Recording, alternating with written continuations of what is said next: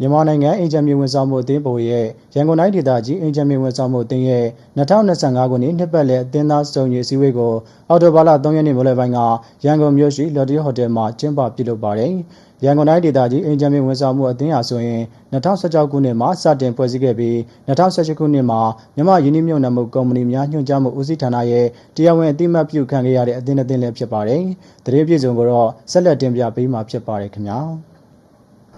မြန်မာနိုင်ငံအင်ချင်မြေဝန်ဆောင်မှုအသင်းကြီးဟာဆိုရင်မြန်မာနိုင်ငံမှာစီလုံးညီညွတ်တဲ့အင်ချင်မြေဝန်ဆောင်မှုအသင်းဖွဲ့စည်းပြီးတိုင်းဒေသကြီးနဲ့ပြည်내အသီးသီးမှာအသင်းရုံးများနဲ့အမှုဆောင်ကော်မတီများထူထောင်ဖွဲ့စည်းဖို့အတွက်ရည်ရွယ်ကဖွဲ့စည်းတည်ထောင်ထားတာဖြစ်တယ်လို့သိရပါတယ်။နိုင်ငံအင်ချင်မြေဝန်ဆောင်မှုအသင်းရဲ့ရန်ကုန်တိုင်းဒေသကြီးအင်ချင်မြေဝန်ဆောင်မှုအသင်း2025 AGM ပွဲမှာကျွန်တော်တို့ရန်ကုန်တိုင်းဒေသကြီးဝန်ကြီးချုပ်ကြီးကလည်းအင်ချင်မြေဝန်ဆောင်မှုကိုနိုင်ငံတော်ရဲ့မူဝါဒလမ်းညွှန်ချက်တွေနဲ့အညီဆောင်ရွက်ဖို့မှာကြားပါတယ်ဒီနေ့ပွဲဟာကျွန်တော်တို့အတွက်များစွာမှဂုဏ်ယူရဲ့ပွဲတော်ဖြစ်ပါတယ်မြန်မာနိုင်ငံအင်ချင်မြေဝန်ဆောင်မှုအသင်းကြီးလက်ရှိအခြေအနေထားနဲ့သမိုင်းကြောင်းနဲ့လက်ရှိအနေထားရဲ့နိုင်ငံတော်နဲ့ပူးပေါင်းဆောင်ရွက်တဲ့အပိုင်းမှာဘလို့အပိုင်းတွေရင်းနှီးမြှုပ်နှံမှုအပိုင်းတွေနိုင်ငံခြား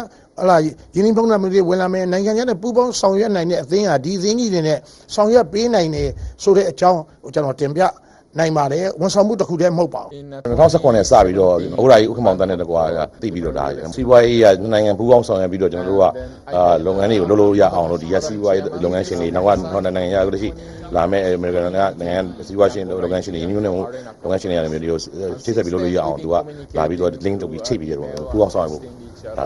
ဒါလုံးဝစုစုပေါင်းနိုင်ငံအားလုံးရဲ့80လောက်ရှိတယ်လက်ရှိမှာ80လောက်ရှိပြီးတော့လက်ရှိကိုထပ်ပြီးတော့လည်းတိုးချက်ပြီးတော့လက်ရှိ MOU ထိုးဆိုင်နေတော့နဲ့ထိုးသွားပြီးတော့ပူးပေါင်းဆောင်ရွက်ဖို့သူကအများကြီးချိတ်ဆက်ထားတာတွေအများကြီးရှိပါတယ်ရန်ကုန်တိုင်းဒေသကြီးအင်ချင်မြေဝန်ဆောင်မှုအသင်းမှာအသင်းဝင်ပေါင်း9000ကျော်ရှိပြီး2024-2025ခုနှစ်အတွင်းတိုင်းဒေသကြီးအတွင်းအင်ချင်မြေဝန်ဆောင်မှုကဏ္ဍဖွံ့ဖြိုးတိုးတက်မှုနဲ့ပတ်သက်ပြီးအခုလိုသိရပါတယ်အင်ချင်မြေကဏ္ဍမှာဖွံ့ဖြိုးတိုးတက်လာတယ်ဆိုပြီးတော့ကျမတို့ရဲ့လိုအပ်ချက်တွေအများကြီးရှိပါသေးတယ်အထူးသဖြင့်ကျမတို့ရဲ့ဥပဒေရေးရာဆိုင်ရာများပေါ့ legal ပိုင်းနဲ့ဆိုင်တဲ့ဟာတွေနောက်ပြီးတော့အင်ချင်မြေကဏ္ဍဖွံ့ဖြိုးတိုးတက်လာမှာဆိုလို့ရှိရင်စတင်တဲ့ဥပါဒီမတိဆောက်ခင်လေးကကျမတို့တတိထားမယ့်အချက်တွေကျမတို့ရပညာတွေကိုဒီချက်ပို့ပြီးတော့ NAR ပဲဖြစ်ဖြစ် Arena ပဲဖြစ်ဖြစ်ပို့ချတဲ့ certified အဆင့်ဖြစ်တဲ့ဒီ engineer နဲ့ပတ်သက်တဲ့ course တွေအခုကျမတို့ကထပ်ပြီးတော့ကျမတို့သင်ကြားပေးမယ်စဉ်ဆက်ပြတ်သင်ကြားပေးတဲ့ကြောင့်ရရှိလာတဲ့အကျိုးတွေနဲ့ကျမတို့ကဒီဘက်မှာရှိနေတဲ့ခြားတော့ engineer အကျိုးဆောင်တွေကို awareness ကိုပေးမယ်ပေးရင်းနဲ့ပဲကျမတို့လည်းဖက်လက်တပြကျမတို့အာဆီယံအဆင့်အခုကျမတို့ကရရှိပြီးသားပါတယ်ဒါပေမဲ့လည်းတနင်္လာနေ့တစ်ခါမှာလိုအပ်နေချက်တွေအများကြီးရှိတယ်ဒါတွေကိုလည်းကျမတို့ဖြည့်ဆည်းပေးခြင်းတဲ့အတွက်ကြောင့်မလို့ကျမတို့ကဒီပွဲကိုကျင်းပခြင်းဖြစ်ပါတယ်။ဒါကြောင့်မလို့ကျမတို့ကရှေ့ဆက်ပြီးတော့လေကျမတို့ကပို့ပြီးတော့ examiner ကဖွံ့ဖြိုးတိုးတက်အောင်